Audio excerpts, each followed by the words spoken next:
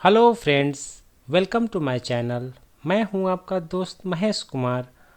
Friends, आइए start करते हैं numerical question based on first case dry saturated vapour after compression. So इस case के लिए हम एक न्यूमेरिकल क्वेश्चन देखते हैं कि किस टाइप के क्वेश्चन आता है या पूछ सकता है। सो फ्रेंड्स, आइए स्टार्ट करते हैं this numerical question. So question यह कह रहा है an ammonia refrigerator works between -6.7 degree centigrade and 26 degree centigrade. The vapour is dry saturated at the end of the compression. Calculate theoretical COP. Second, power required to derive the compressor if the cooling capacity of refrigerant is 5 ton. Okay, use of following properties of ammonia. This is ammonia NH3.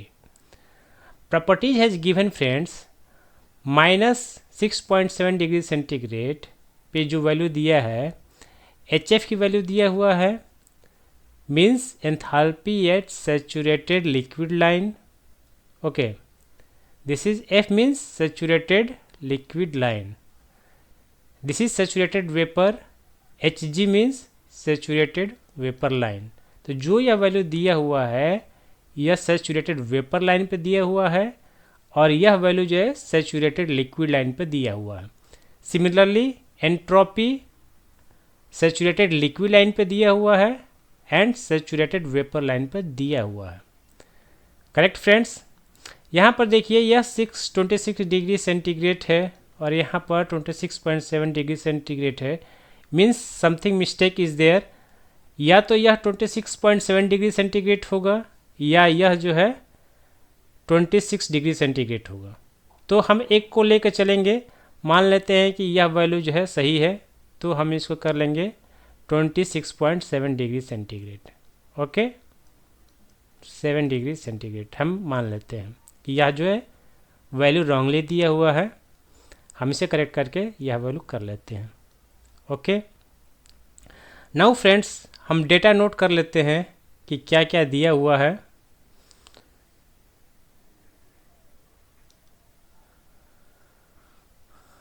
यह कह रहा है कि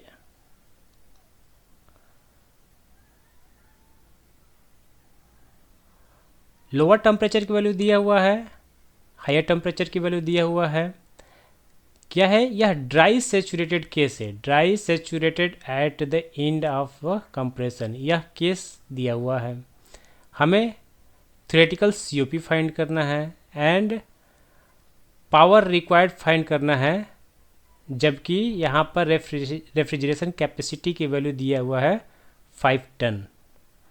okay, तो यहाँ पर केवल एक डेटा दिया हुआ है, हमें क्या दिया हुआ है, रेफ्रिजरेशन जो कैपेसिटी है वह 5 टन है।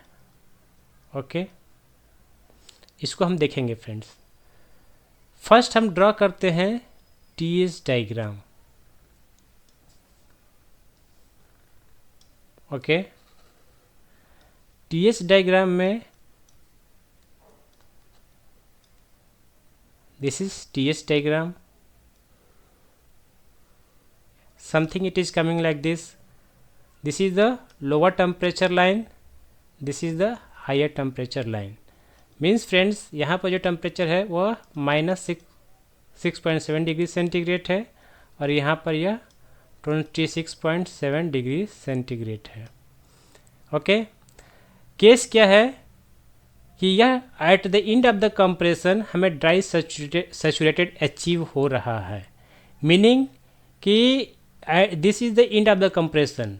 मीनिंग यह फ्रेंड्स कि देखिए यहाँ से क्या होगा, यह प्रोसेस आएगा तो यह क्या होगा, process 3 to 4, this is process 4 to 1 and this is 1 to 2। यहाँ पे क्या हो जाएगा, यह 1 to 2 एंड 2 to 3।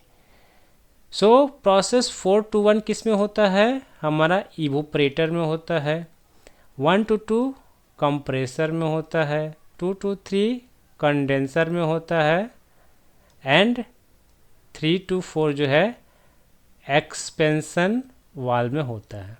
ओके, यहाँ पर हीट एडिशन होता है जिसे हम रेफ्रिजरेशन इफेक्ट भी कहते हैं, और यहाँ पर क्या होता है, क्यू रिजेक्शन होता है या हीट रिजेक्शन होता है, तो हम इसे QR से डिनोट करते हैं।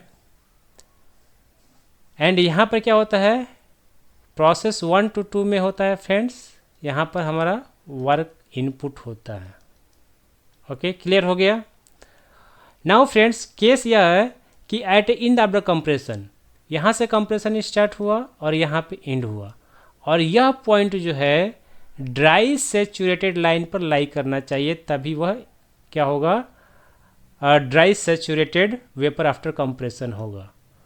तो this is saturated vapour line, this is saturated liquid line. यहाँ पर यह क्या होता है, यह क्रिटिकल पॉइंट होता है। ओके, तो यह हमारा केस हो गया। हमें क्या करना है फ्रेंड्स, बेसिकली हमें फाइंड करना है एंथैल्पी की वैल्यू, एंथैल्पी की वैल्यू एट 0.1, 0.2, 0.3 एंड 0.4। सो हमें H1 की वैल्यू फाइंड करना है, H2 की वैल्यू फाइंड करना है, H3 की वैल्यू फाइंड करना है, एंड H4 की वैल्यू फाइंड करना है।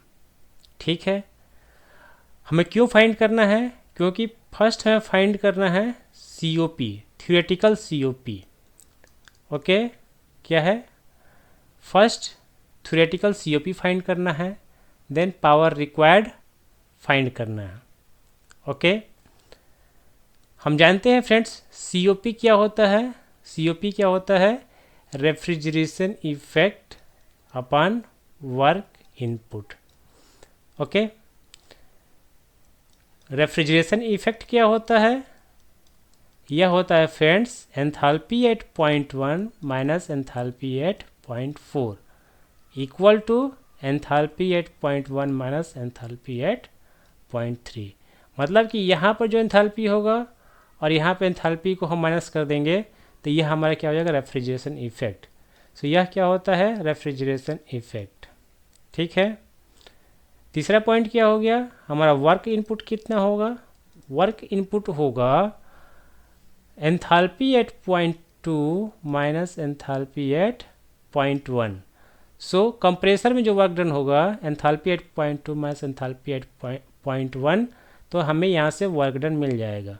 इसीलिए हमें फ्रेंड्स एंथैल्पी जो है डिफरेंट पॉइंट्स पर 1, 2, 3, 4 पॉइंट्स पर फाइंड करना ज़रूरी है।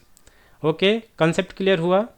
चलिए फाइंड करते हैं एंथैल्पी एट डिफरेंट पॉइंट। पहले हम क्या करेंगे फ्रेंड्स, एंथैल्पी जो है, जो हमारा सैचुरेटेड लिक्विड लाइन पर एंड सैचुरेटेड वेपर लाइन पर जो पॉइंट्स दिया हुआ है उसको हम इजीली फाइंड कर सकते हैं और उसको लिख लेते हैं। तो यहाँ पे देखिए फ्रेंड्स, यहाँ पर 0.3 लाई कर रहा है सैचुरेटेड लिक्विड लाइन पर, 0.2 लाई कर रहा है सैचुरेटेड वेपर लाइन पर, और यह क्या है, हायर टेम्परेचर पे है। तो हम यहाँ से फाइंड करेंगे डेटा को, higher temperature, this is the higher temperature, this is the saturated liquid line है, and this is saturated vapour line है। ओके, तो यहाँ पर क्या हो जाएगा, यह पॉइंट जो है वह H3 की वैल्यू को दिखाएगा, एंड यह जो है, यह पॉइंट, यह वैल्यू जो है हमारा H2 को डिनोट करेगा। करेक्ट, तो हमें H3 एंड H2 की वैल्यू मिल गई।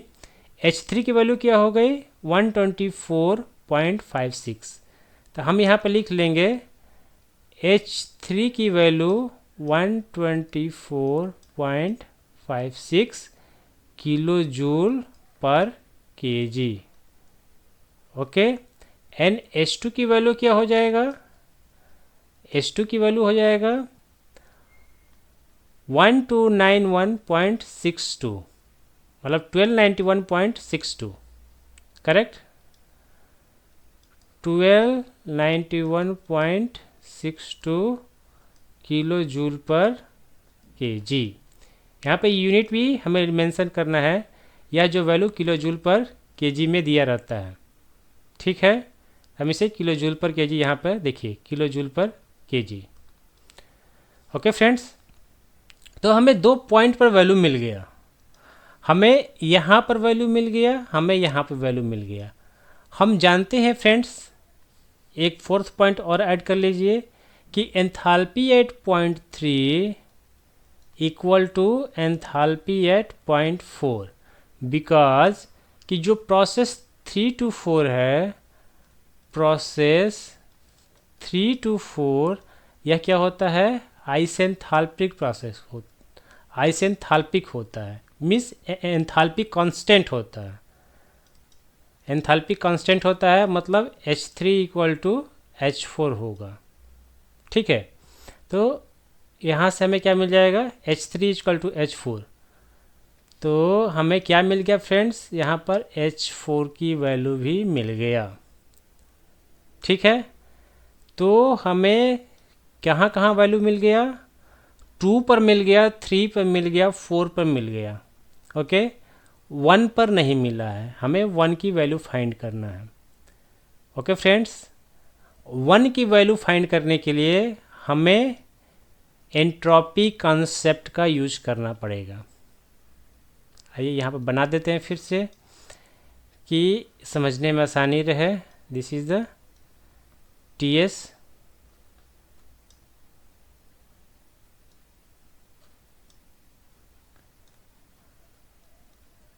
One 2 3 and 4।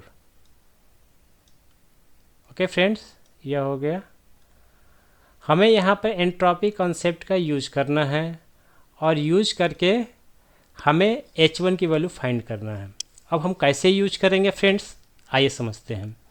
यहाँ पर देखिए कि दिस प्रोसेस 1 to 2 यह क्या होता है, आइसेंट्रोपिक प्रोसेस होता है। जो कंप्रेसर में प्रोसेस होता है आइसेंट्रोपिक प्रोसेस होता है या रिवर्जिबल एडियाबेटिक प्रोसेस होता है। तो इस केस में फ्रेंड्स, इस केस में क्या हो जाएगा, entropy at point 1 equal to entropy at point 2। Okay, तो हमें इस कॉन्सेप्ट का यूज़ करना है कि entropy at point 1 equal to entropy at point 2। हम इसका यूज क्यों कर रहे हैं, हमें क्या यूज है, हम इसका मतलब कि क्या नेसेसिटी है, हम इसका यूज करना क्यों चाहते हैं।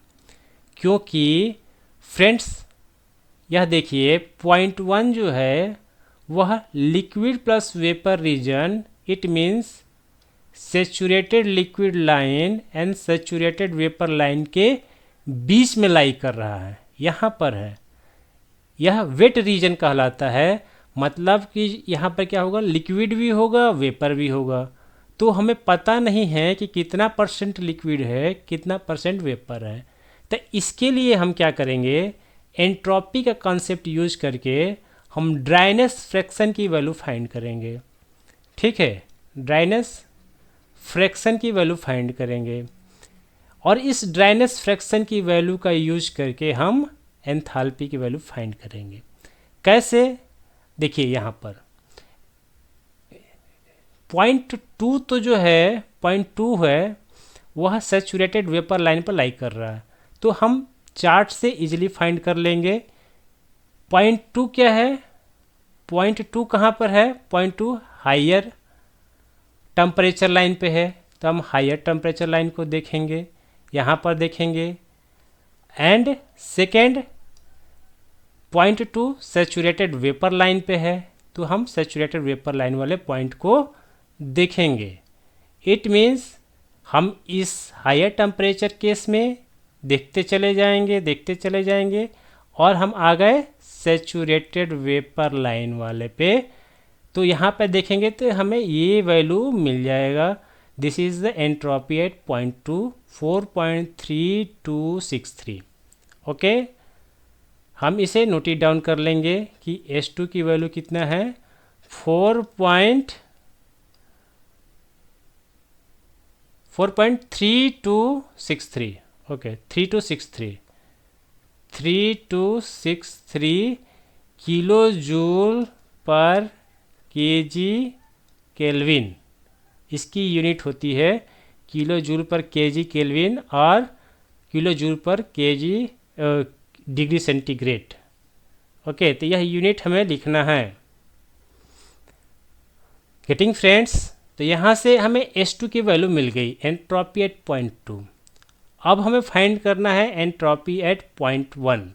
तो इसके लिए फार्मूला क्या होता है फ्रेंड्स, अगर कोई पॉइंट वेट रीजन में लाई कर रहा है या लिक्विड प्लस वेपर रीजन में लाई कर रहा है, तो यहाँ के लिए क्या होता है, entropy at this point plus dryness fraction into difference between this point and this point, like क्या हो जाएगा, entropy at saturated liquid line means SF1। क्योंकि हम पॉइंट 1 की बात कर रहे हैं तो हम सफिक्स 1 ले लेंगे। एंड SF क्या डिनोट करता है, यह सैचुरेटेड लिक्विड लाइन को डिनोट करता है। तो entropy at saturated liquid line plus dryness fraction entropy at saturated vapour line minus entropy at saturated liquid line. ठीक है, तो इस फार्मूले के थ्रू जो है हम फाइंड करेंगे। नाउ फ्रेंड्स, यहाँ पर देखिए this is lower temperature. Lower temperature के केस में सैचुरेटेड लिक्विड लाइन यहाँ की वैल्यू देखेंगे एंड सैचुरेटेड वेपर लाइन की वैल्यू हम देखेंगे। तो आइए देखते हैं चार्ट से। यहाँ पे देखिए friends, -6.7 degree centigrade is the lower temperature, और यहाँ पर क्या है, हम एंट्रोपी वाले कॉलम में जाएंगे। तो यहाँ पर देखिए this is saturated liquid line, this is saturated vapour line. तो SF1 या SF की वैल्यू ये हो जाएगा एंड दिस इज SG की वैल्यू हो जाएगा। हम दोनों को नोट डाउन कर लेंगे, 0.1087 SF1 is equal to 0.1087 something, correct? 1087. This one 4.7401. SG1 is equal to 4 point क्या था 7401 okay, kilo joule per KG kelvin, kilo joule per KG kelvin. Friends, आपको यूनिट लिखना है, यूनिट भूलना नहीं है। यूनिट न लिखने से मार्क्स कट जाते हैं। होप आपको कॉन्सेप्ट समझ में आ रहा होगा फ्रेंड्स कि कैसे हमें फाइंड करना है, कैसे हमें जो है वैल्यू को देखना है, कैसे हमें उसे लेना है। ओके फ्रेंड्स, तो यहाँ पर हमने ये वैल्यू फाइंड कर लिया, ये वैल्यू फाइंड कर लिया, ये वैल्यू फाइंड कर लिया। S1 की वैल्यू क्या है, S1 की वैल्यू इक्वल टू S2 है, तो यहाँ से हमें ये वैल्यू भी मिल गया। तो क्या मिल सकता है फ्रेंड्स, यहाँ से हमें x की वैल्यू मिल जाएगा। दिस ड्राइनेस फ्रैक्शन की वैल्यू हम फाइंड कर लेंगे। ओके, तो ड्राइनेस फ्रैक्शन की वैल्यू हम फाइंड कर सकते हैं, कैलकुलेटर से निकाल सकते हैं।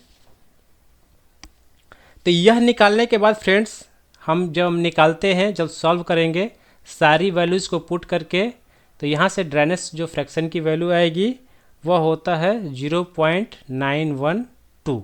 आप इसे सॉल्व कीजिए, यह वैल्यू इतना आएगा।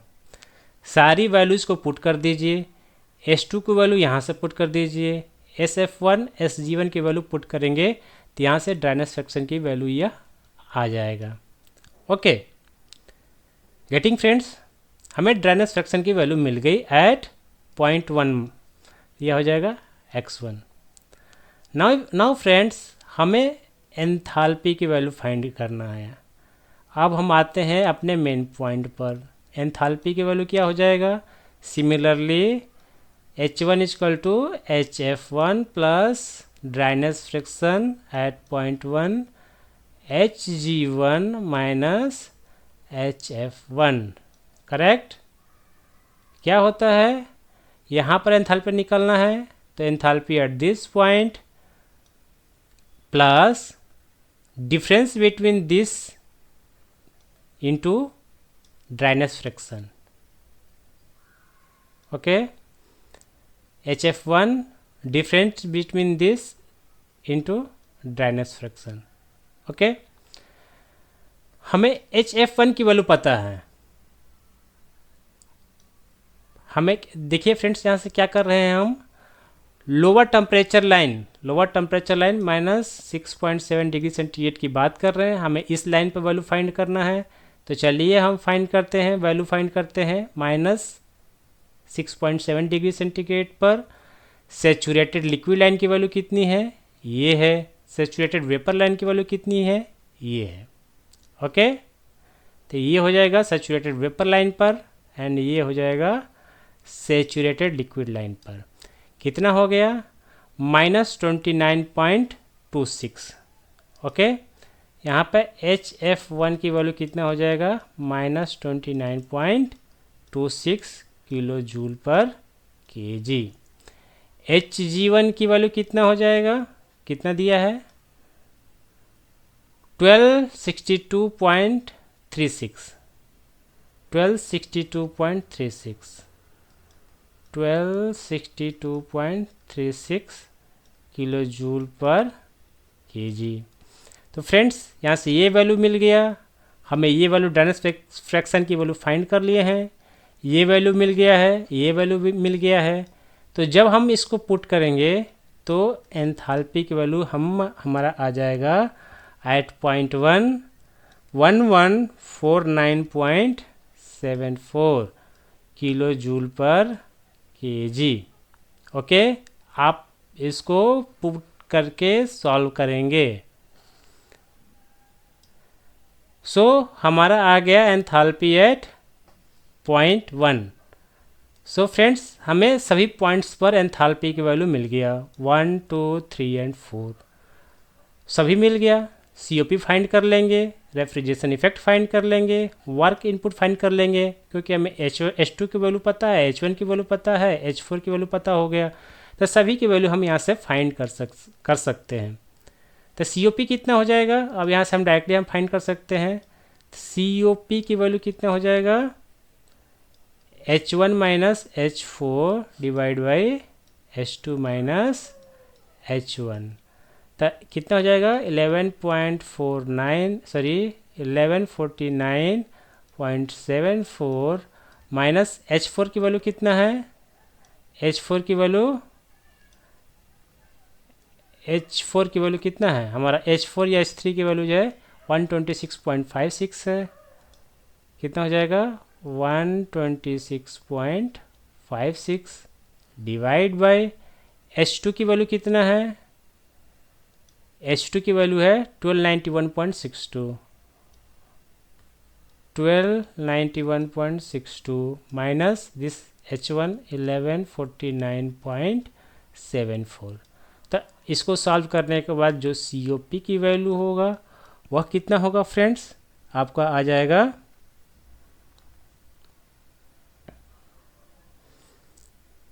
ये आ जाएगा आपका 7.225 हो जाएगा. इतना हमारा आ जाएगा COP. ओके, 7.225 आप सॉल्व कीजिएगा तो ये वैल्यू मिलेगा. ओके, नाउ COP निकल गया, हमारा फर्स्ट केस सॉल्व हो गया. थ्योरेटिकल COP इतना आ जाएगा. नाउ हमें पावर फाइंड करना है कि पावर कितना होगा. ओके, पावर रिक्वायर्ड कितना होगा. ओके फ्रेंड्स, तो आइए फाइंड करते हैं. COP इक्वल टू क्या होता है, refrigeration effect upon work input equal to refrigeration capacity upon power input.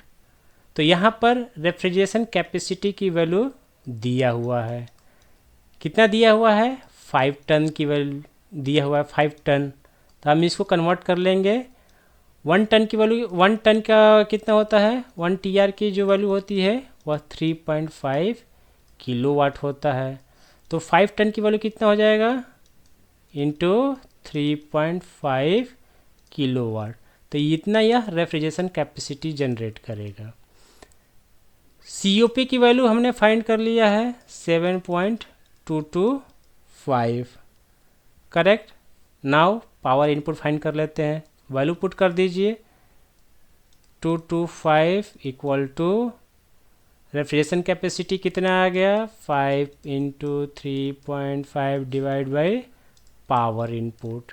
So power input की वैल्यू हम फाइंड कर लेंगे, 5 इंटू 3.5 डिवाइड बाई 7.225। तो यह आएगा फ्रेंड्स 2.42 किलो वाट। ओके, तो यह हो गया हमारा पावर इनपुट। होप आपको समझ में आया होगा फ्रेंड्स। कुछ पॉइंट आपको सॉल्व करना है अपने कॉन्सेप्ट समझने के लिए। तो ईच एंड एवरी पॉइंट को मैंने एक्सप्लेन किया। होप आपको सब कुछ क्लियर हुआ होगा। फिर भी फ्रेंड्स कहीं भी आपको डाउट हो तो आप मुझे कमेंट बॉक्स में पूछ सकते हैं, मैं उसे एक्सप्लेन करने की फिर से कोशिश करूँगा। मेरा लेक्चर, मेरा एक्सप्लेनेशन आपको समझ में आया हो फ्रेंड्स तो प्लीज़ लाइक कीजिए, कमेंट कीजिए, मेरे चैनल को सब्सक्राइब कीजिए फ्रेंड्स। Thank you.